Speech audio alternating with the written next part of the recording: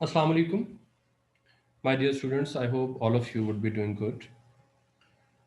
आपकी first year की जो इंग्लिश की बुक है उसमें 200 और 201 पेज पर पंक्चुएशन के हवाले से कुछ एक्सरसाइजेस मौजूद हैं जिसमें उसने कहा है कि कॉमा सेमी कॉलन और कॉलन वगैरह को प्लेस कीजिए and all that and that are very relevant exercises when it comes to annual examination of English. So आप ये क्वेश्चन ऑलरेडी पढ़ चुके हैं और ये क्वेश्चन पंक्चुएशन वाला ना सिर्फ ये कि आप लोगों के लिए यूज़फुल है बल्कि नाइन्थ क्लास के जो स्टूडेंट्स हैं उनके लिए भी ये इंतहाई यूज़फुल है बिकॉज फेडरल बोर्ड के अंदर नाइन्थ और फर्स्ट ईयर दोनों के लिए पंक्चुएशन के लिए कुछ लाइंस दी जाती हैं जिनको पंक्चुएट करना होता है. तो आज हम बेसिकली पंक्चुएशन के ऊपर बात करेंगे और इसको समझने की कोशिश करेंगे कि ये क्या है. तो द पेज इज़ 200 एंड 201. अभी फ़िलहाल हम एक्सरसाइज पे तो नहीं जा रहे, लेकिन ये है कि हम पहले रूल्स की बात करेंगे, उसके बाद जो है वो हम देखेंगे कि उस एक्सरसाइज में क्या मौजूद है बिकॉज़ हमारा पहले कॉन्सेप्ट जो है वो क्लियर होना चाहिए, फिर हम उस पे बात करेंगे. तो आज की जो हमारी मेन हेडिंग है वो है पंक्चुएशन की. और पंक्चुएशन में जो सबसे मशहूर पंक्चुएशन मार्कर है when it comes to annual exam वो है कॉमा. कॉमा जो है इसके कोई तकरीबन 16-17 रूल हैं जो आप लोगों को आने चाहिए और उन पे हम बात करेंगे आज. ठीक, एग्जांपल्स के साथ हम समझेंगे कि किस तरह से जो है वो इनको हम एग्ज़ाम में फेस कर सकते हैं. तो देखें, आमतौर पर कॉमा के बारे में ये मशहूर है कि ये पॉज के लिए आता है. जहाँ पॉज आ जाए वहाँ हम कॉमा यूज़ करते हैं. ऐसा नहीं है. कॉमा पॉज एक बड़ी कन्वेंशनल ये चीज़ है जो दरअसल उर्दू से हमें मिली है इंग्लिश में लाने के लिए, क्योंकि उर्दू में आमतौर पर ऐसा ही होता है कि कॉमा का रूल यही है कि पॉज के लिए यूज़ होता है. बट याद रखें कि इंग्लिश सीखने का वर्स्ट तरीका ये है कि आप उर्दू की हेल्प लेकर इंग्लिश सीखें. ये वर्स्ट तरीका है. इंग्लिश के रूल्स जो हैं वो अपनी उनकी एक मतलब जो है उसके पैरामीटर्स हैं वो उर्दू को देखकर डेफिनेटली नहीं बनाए गए. तो इसलिए आपको जो है वो हमें समझना होगा कि इनके रूल्स की हकीकत जो है वो क्या है और किस तरह से हम इसको यूज़ करते हैं. नंबर वन, मैं यहाँ पे रूल्स लिखता जाऊँगा और एग्जांपल देता जाऊँगा जिससे आपको समझ आ जाएगी. तो पहला रूल ये है कि use a comma before any coordinating conjunction. Right, coordinating conjunction fanboys वाले सारे के सारे, and but for or nor so yet वगैरह वगैरह. राइट, अच्छा ये हो गया. That links to independent clauses. जब वो दो इंडिपेंडेंट क्लॉजेस को ज्वाइन करें तो तब हम क्या करते हैं, हम कॉमा यूज कर सकते हैं. ठीक, ओके. फॉर एग्जांपल मैं कहता हूं he is working hard but this year exams will be tough. ऐसे ही हमने एक सेंटेंस बना लिया. देखिए इस सेंटेंस में क्या हो रहा है कि हमारे पास दो इंडिपेंडेंट क्लॉजेज हैं. एक ये वाला क्लॉज है, ठीक, इंडिपेंडेंट, और एक इंडिपेंडेंट क्लॉज जो है वो ये वाला है, और इसके बीच में इनको ज्वाइन करने वाला जो कंजंक्शन है वो बट है जो कोऑर्डिनेटिंग कंजंक्शन है. और इस कंजंक्शन से पहले हमारे पास जो है वो कॉमा लग गया. और उसकी रीज़न बड़ी सिंपल है कि कोऑर्डिनेटिव कंजंक्शन जब भी दो इंडिपेंडेंट क्लॉजेस को ज्वाइन करेगा हम क्या करेंगे, हम यहाँ पर कॉमा लगाएंगे. ठीक, तो ये रूल नंबर फर्स्ट था.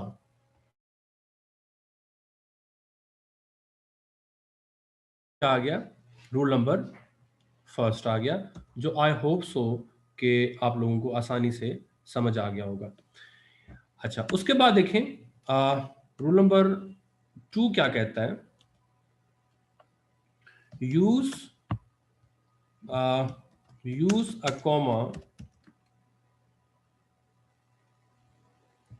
comma after a dependent clause. Use a comma after a dependent clause that introduces a sentence. सही है, इसको भी समझते हैं थोड़ा सा ये क्या बात हो रही है। इसको मैं थोड़ा सा गैप भी दे देता हूं। Use a comma after dependent clause that introduces a sentence। ठीक, तो इसको एग्जांपल से समझते हैं। एग्जांपल क्या हो सकती है? फॉर एग्जांपल मैं एक सेंटेंस है उसको मैं डिपेंडेंट क्लॉज से स्टार्ट करता हूँ। डिपेंडेंट क्लॉज बहुत सारे हो सकते हैं। मैं कहता हूँ when I entered the college. ठीक, ये एक डिपेंडेंट क्लॉज है।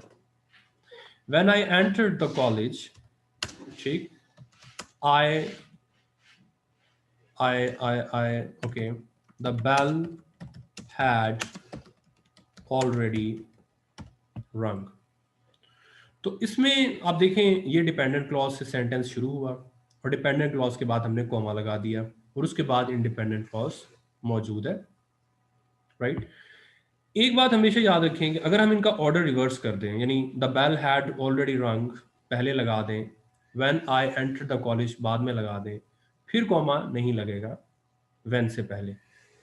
तो कॉमा तभी लगता है कि अगर आप पहले डिपेंडेंट क्लॉज लगाते हैं फिर इंडिपेंडेंट क्लॉज लगाते हैं, तो उन दोनों को ज्वाइन करने के लिए हम कॉमा यूज बिल्कुल करते हैं।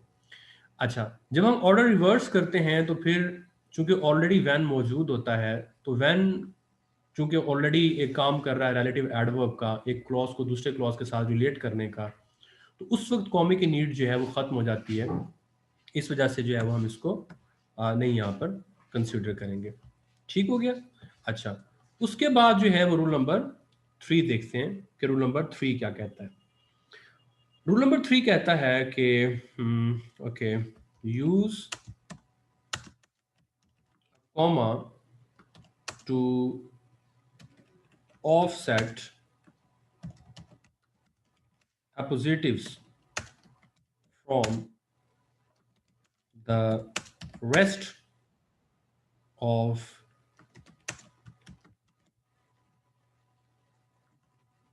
the sentence। ठीक, use a comma to offset appositives from the rest of the sentence। याद है हम लोगों ने एपोजिटिव पढ़ रखे हैं। अगर आपको भूल गए तो यूट्यूब पे मेरा एक लेक्चर मौजूद है जिसमें मैंने मुख्तलिफ फ्रेजेस की टाइप्स की बात की। उसमें एक टाइप जो है वो एपोजिटिव फ्रेज भी था, तो उसकी जो है वो हमने समझा कि वो क्या चीज़ हो सकती है। तो मुझे 1 मिनट दें आप। So comma to offset appositives from the rest of the sentence. तो मैं ये कह रहा था कि यूट्यूब पे मौजूद है लेक्चर जिसमें आप एपोजिटिव फ्रेज और एपोजिटिव नाउन को जो है वो देख सकते हैं। सो एपोजिटिव फॉर एग्जांपल आपने विलियम वर्ड्सवर्थ को पढ़ा 9th क्लास में, डैफोडिल पढ़ी, उसी को यूज करते हैं। मैं कहता हूँ William Wordsworth the poet of nature, right, capital कर देते हैं। The poet of nature is my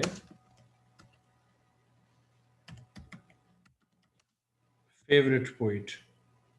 William Wordsworth is my favourite poet. अब इसमें ये जो पार्ट है द पोएट ऑफ नेचर, ये अपोजिटिव है। क्यों? अपोजिटिव क्या होता है कि किसी ऑलरेडी मौजूद नाउन को रीस्टेट करता है। वो विलियम वर्ड्सवर्थ को रीस्टेट किया जा रहा है द पोएट ऑफ नेचर, तो हमेशा हम इसको अलग रखने के लिए कॉमा लगाते हैं। इस कॉमे को कहते हैं ब्रैकेटिंग कॉमा। ब्रैकेटिंग कॉमा का मतलब ये होता है कि इसके अंदर जो भी चीज़ मौजूद है वो आप अगर रिमूव भी कर दें तो सेंटेंस को फर्क नहीं पड़ेगा। यानी William Wordsworth is my favourite poet एक ऑलरेडी कंप्लीट सेंटेंस है, ये बस इसको रीस्टेट किया जा रहा है।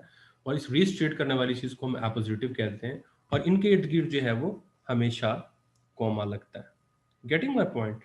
तो ये एक सिंपल जो है वो चीज़ थी जिसको हमें समझना यहाँ पे ज़रूरी था।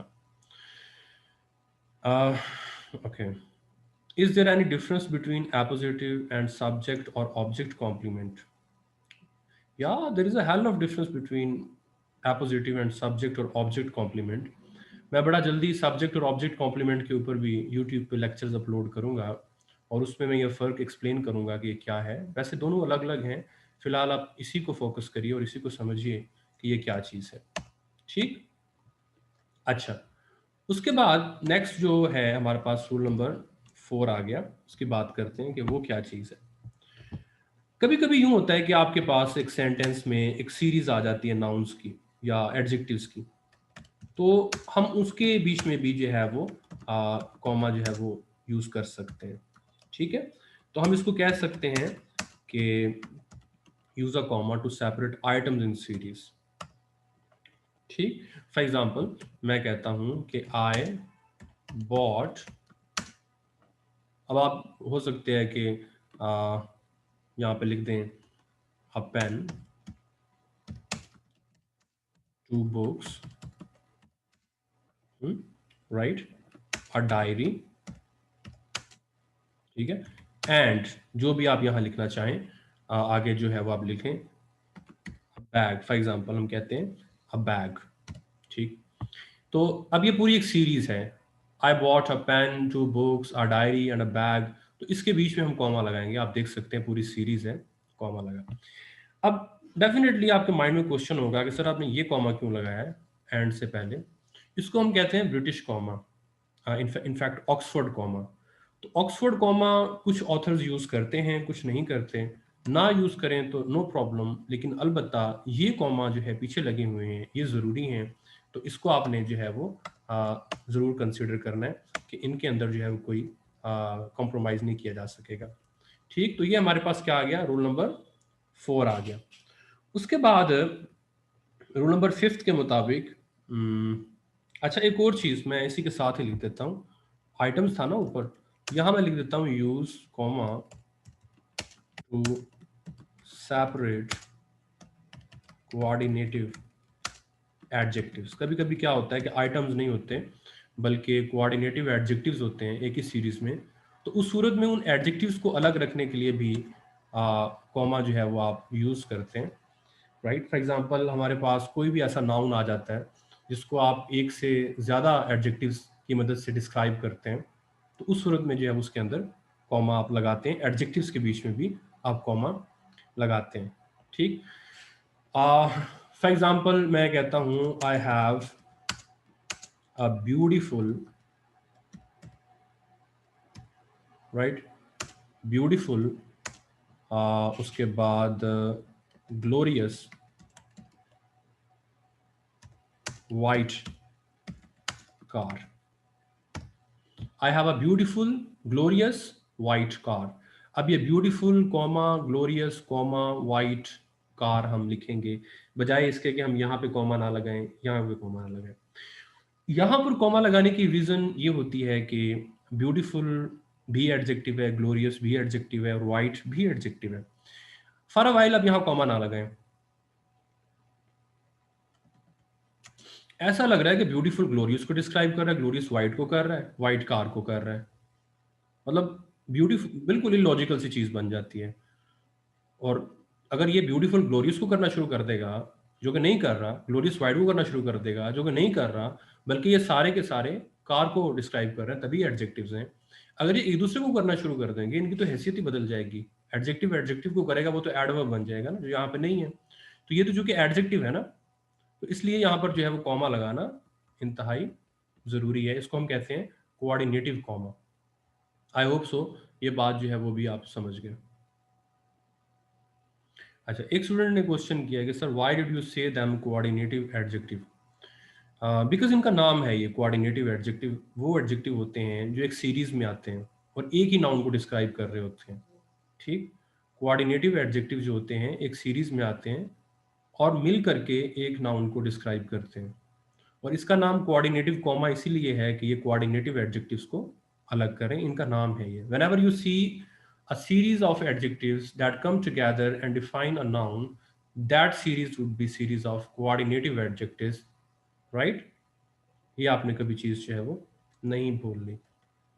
Okay, now sixth rule, coming to the sixth rule, use a comma. Okay, इस पे भी हम थोड़ा बात करते हैं। After introductory adverbs, use a comma after an introductory adverbs। तो इंट्रोडक्टरी एडवर्ब्स के बाद भी हम कॉमा लगाते हैं। अब इंट्रोडक्टरी एडवर्ब क्या हो सकते हैं? फॉर एग्जांपल आप लिखते हैं कभी फर्स्ट, सेकंड, थर्ड, है ना? ये सारे एडवर्ब होते हैं ना, फर्स्ट, सेकंड, थर्ड। या आप कुछ और कह लें, आप कहते हैं सरप्राइजिंगली, सरप्राइजिंगली, या मतलब कोई भी इस तरह का आप स्टार्ट करते हैं सेंटेंस जिसके शुरू में जो है वो एडवर्ब लगा हुआ है, तो आप क्या करते हैं? कॉमा लगाते हैं। ठीक। अच्छा, फॉर एग्जांपल मैं लिखता हूँ okay, secondly you are not in this company. ऐसे ही मैंने सेंटेंस बना लिया, मतलब नीड है आपको सेकेंडली लगाने की, तो आप क्या करेंगे? आप यहाँ पे कॉमा लगा लेंगे। ठीक। तो एडवर्ब से पहले, सॉरी, बाद में कॉमा जो है वो मस्ट होता है। ये भी आपको याद रखना होगा। ठीक। अच्छा, उसके बाद नंबर, अगर आप 7 पे आ जाएं तो उसकी भी हम बात कर लेते हैं कि 7 नंबर पर जो है वो कौन सा रूल होना चाहिए। अच्छा, ये भी बड़ा इंपॉर्टेंट है जी, 7th one. Use a comma when attributing quotes, मतलब नरेशन टाइप सेंटेंसेस आ जाते हैं ना, राइट? उस सूरत में फॉर एग्जांपल मैं कहता हूं द टीचर सेड, तो कॉमा आया। ठीक। The teacher said stand up. ठीक। और फिर यहाँ पे फुल स्टॉप आया, फिर कॉमा आया। तो ये जो कॉमा है, ये आपने याद रखना है कि ये हमेशा इस इन्वर्टेड कॉमा के बाहर आएगा, नंबर 1। ठीक। पहली चीज जो याद रखने वाली बात है कि ये इन्वर्टेड कॉमा के बाहर आएगा। ऑलराइट। कब आएगा ऐसा? अगर रिपोर्टिंग स्पीच पहले है, रिपोर्टेड स्पीच बाद में। अच्छा, इसी की मैं अगर तरतीब बदल दूं, मैं कहता हूं स्टैंड अप, और इस तरह मैं कर दूं सेट द टीचर। अगर मैं इस तरह करता हूं तो इसका ऑर्डर बदलने से ये जो कॉमा है इसकी पोजीशन चेंज हो जाएगी, और ये कॉमा इस इन्वर्टेड कॉमा के अंदर चला जाएगा, जो कि यहां पर नहीं था। इन दोनों का फर्क आप चेक कर लें, ये बड़ा फ्रीक्वेंटली आता है पेपर में, क्योंकि ज़्यादातर कोट्स ही आ रही होती हैं, किसी के डायलॉग आ जाते हैं, फॉर एग्जांपल किसी भी कैरेक्टर ने अगर कोई बात की है वो आ जाती है। तो इस रूल के तहत जो है वो आप अपनी पंक्चुएशंस को करेक्ट कर सकते हैं, राइट?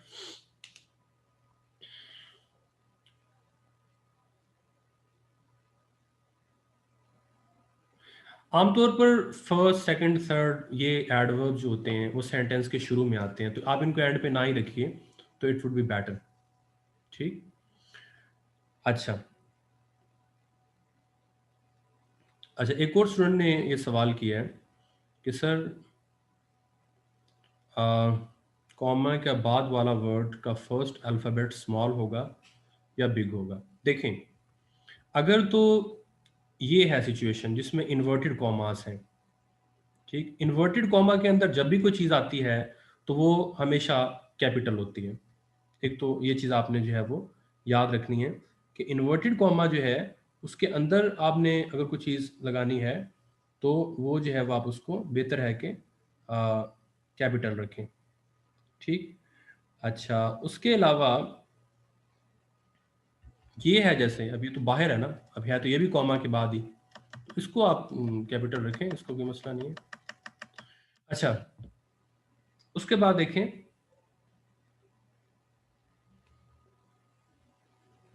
रूल नंबर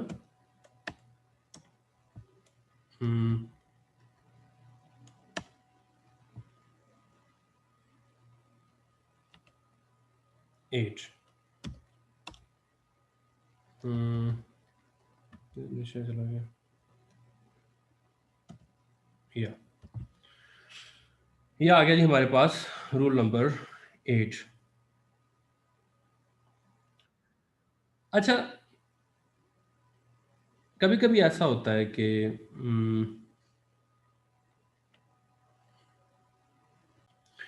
नेक्स्ट है जी, जब हम कॉमा लगाते हैं, for example whenever you address somebody in a sentence, use a comma whenever you address someone in a sentence। ठीक, फॉर एग्जाम्पल मैं कहता हूँ Khalid, you need not to worry. अब खालिद के बाद स्टूडेंट क्या करते हैं, यहाँ पर वो एक्सक्लेमेशन साइन लगा देते हैं ऐसे, जो कि कम्प्लीटली गलत है। फॉर्मल राइटिंग में हमेशा जब भी आप किसी को एड्रेस करें उसके बाद कॉमा लगाएं। इनफॉर्मल राइटिंग में कभी कभी पोइट्स ज़रा जज्बाती हो जाते हैं तो वो इस तरह की हरकतें करते हैं, लेकिन हमने जो है वो कॉमा नहीं लगाना। ये चीज़ जो है वो आप याद रखिएगा, ठीक है, ज़हन में रहेगी ये बात। अच्छा, उसके बाद नेक्स्ट नंबर पे चलते हैं, रूल नंबर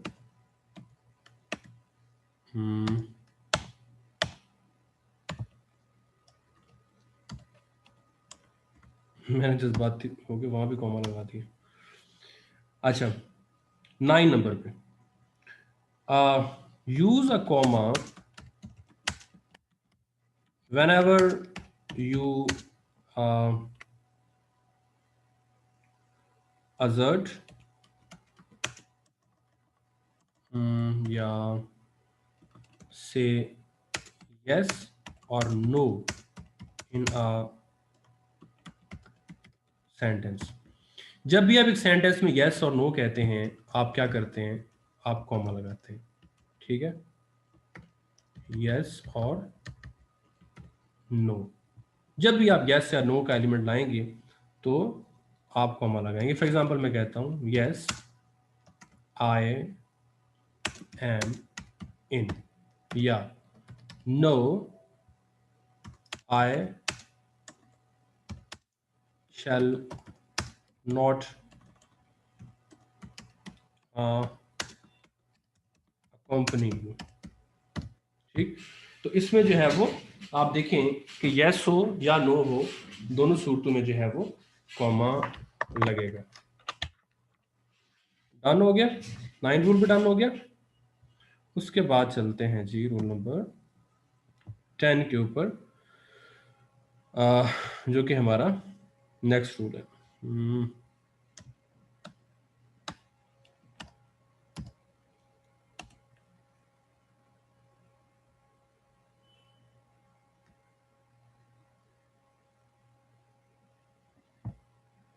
उसके बाद ये जो थोड़ा सा डिफरेंट है वैसे पहले रूल से,